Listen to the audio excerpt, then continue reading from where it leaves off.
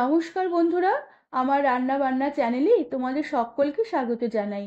আজ আমি নিরামিষ বাঁধাকপির ঘন্ট বানাবো।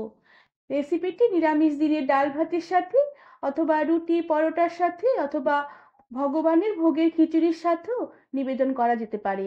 রেসিপিটি তোমাদের সম্পূর্ণ দেখার অনুরোধ রইল। প্রথমে বাঁধাকপি আমি একটু সেদ্ধ করে নেব, এতে রান্নাটা তাড়াতাড়ি হবে।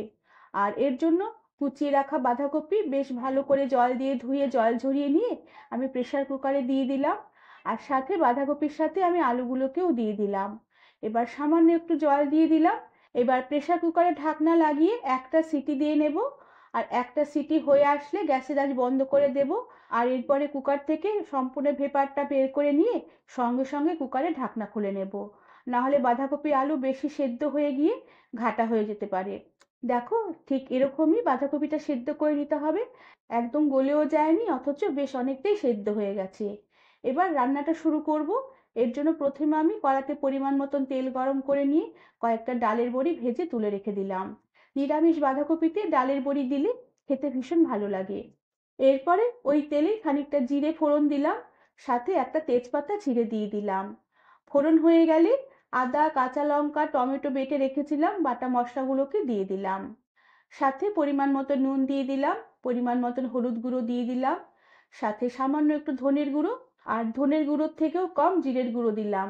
সাথে একটু লাল লঙ্কার গুঁড়ো দিয়ে দিলাম, এতে ঝালটা একটু হবে। আর এক মুঠোর মতন ছাড়ানো মটরশুঁটি দিয়ে দিলাম। এবার মশলাগুলোকে একটু নেড়ে চেড়ে নিয়ে সামান্য পরিমাণে একটু জল দিয়ে দিলাম। এবার সমস্ত মশলাগুলোকে বেশ ভালো করে নেড়ে চেড়ে সময় নিয়ে একটু কষিয়ে নেব।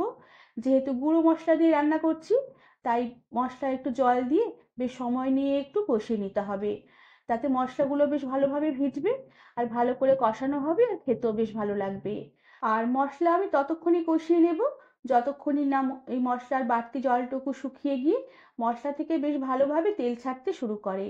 বেশ কিছুক্ষণ মশলা এইভাবে নেড়ে চেড়ে কষিয়ে নেবার পরে মশলা থেকে যখন তেল বেশ সুন্দরভাবে সেপারেট হতে শুরু করবে, এই সময় আমি সেদ্ধ করে রাখা বাঁধাকপি আর আলু টুকরোগুলোকে দিয়ে দিলাম। এবার আলু আর বাঁধাকপি বেশ ভালো করে নেড়ে চেড়ে মশলার সাথে মিশিয়ে নেব। আর বাঁধাকপি আলু মশলা বেশ আবারও কিছুক্ষণ একটু নেড়ে চেড়ে কষিয়ে নেব। আর এভাবে মশলার সাথে বাঁধাকপি বেশ কিছুক্ষণ একটু নেড়ে চেড়ে কষাতে কষাতে যখন বাঁধাকপি থেকে জল ছাড়তে শুরু করবে, সেই সময় আমি গ্যাসের আঁচ কমিয়ে দেব। আর ঢাকা দিয়ে রেখে লো আঁচে কিছুক্ষণ রান্না হতে দেব। তবে আমি আলাদা করে বাঁধাকপিতে আর জল দেব না, বাঁধাকপির জলে বাঁধাকপি আর আলু রান্না হবে। আর বাঁধাকপি আলু তো সেদ্ধ হয়ে গেছে, যেটুকু সেদ্ধ হওয়া বাকি আছে এই বাঁধাকপির জলেই আলু বাঁধাকপি বেশ ভালোভাবে মজে যাবে। আর এরপরে আমি ভাজা বড়িগুলোকে বাঁধাকপির উপরে ছড়িয়ে দিলাম। আর স্বাদের ব্যালেন্সের জন্য সামান্য পরিমাণে একটু চিনি ছড়িয়ে দিলাম। চিনি একটু দিতেই হবে, তাহলে স্বাদ বেশ ভালো আসবে। তবে তোমরা যারা চিনিটা অ্যাভয়েড করতে চাও তারা চিনির পরিমাণটা অল্প করে দিতে পারো। এবার আবারও কিছুক্ষণ ঢাকা দিয়ে রান্না করে নেব। এতে বড়িগুলো বেশ একটু নরম হবে, আর চিনিটাও বাঁধাকপির মধ্যে বেশ ভালোভাবে মিশে যাবে। আর বাঁধাকপি আলু আরও একটু মজে গিয়ে আরও একটু মাখা মাখা হবে। এরপরে ঢাকনা খুলে দিই, আরও একটু ভালো করে নেড়ে চেড়ে নেব, যাতে বাঁধাকপির ঘন্টটা আরও বেশ ভালো করে মাখা মাখা হয়ে যায়। এরপর আমি উপর থেকে সামান্য একটু গরম মশলার গুঁড়ো ছড়িয়ে দিলাম।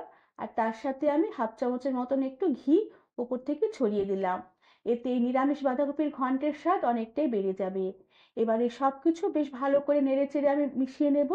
আর গ্যাসের আঁচ বন্ধ করে দিয়ে ঢাকা দিয়ে রেখে কিছুক্ষণের জন্য স্ট্যান্ডিং টাইমে রেখে দেবার পরে এই নিরামিষ বাঁধাকপির ঘন্টের রেসিপিটি আমি সার্ভ করে দেব। বন্ধুরা, আমার আজকের এই নিরামিষ বাঁধাকপির ঘন্টের রেসিপিটি তোমরা বাড়িতে ট্রাই করে দেখতে পারো। বানানোর পদ্ধতি একদমই সোজা। রুটি পরোটা বা ভাত বা খিচুড়ির সাথে খেতে দুর্দান্ত লাগবে। রেসিপিটি তোমাদের ভালো লাগলে একটি লাইক শেয়ার আর সাবস্ক্রাইব করে দেবার অনুরোধ রইল। আর তার সাথে বেল আইকনটি প্রেস করবে, যাতে আমার সব নতুন ভিডিও নোটিফিকেশন তোমাদের কাছে পৌঁছে যায়। আজ তাহলে আসি, পরে আবার একটি নতুন রেসিপি নিয়ে দেখা হবে। ধন্যবাদ বন্ধুরা।